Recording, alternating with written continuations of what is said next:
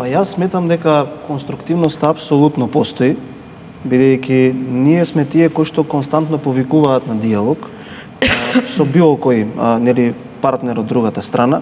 Каже и премиерот Мицкоски, само нека ни кажа ден претходно каде и во колку часот и ние ќе се појавиме, затоа што сме уверени во нашите аргументи.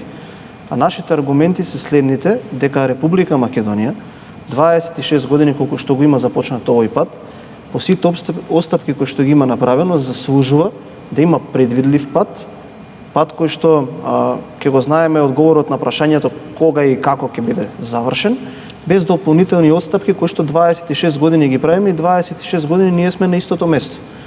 Таа посета јас би ја класифицирал и би ја поделил на два дела. Таа е редовна посета на господинот Кошта.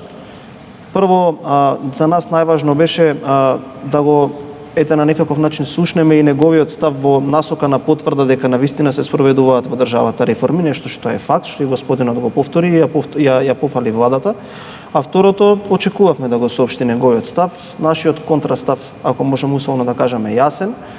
Прво, нема да се отстапи ниту милиметар, додека не добиеме цврсти писмени гаранции од Европскиот совет дека ова ќе биде последната отстапка.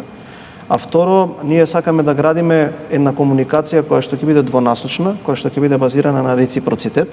Ако ние почитуваме и ако сме светлосни години напред, можеби пред некои земји членки на Европската унија во почитување права на малцинства, очекуваме и Бугарија да ги прифати барем една од тие 14 пресуди кои што ги има од Европскиот суд за човекови права и на тој начин да покажеме дека навистина ние како држава, која што еве во моментов има отприлика 1,8 милиони барем според последно спроведениот попис жители во државата, заслужуваме ние да имаме пат како што имаат другите држави. Значи не молиме ние за милост, ниту па бараме нешто, некоја привилегија, туку бараме да бидеме ценети и почитувани по перформанси, а не по билатерални прашања. Да, но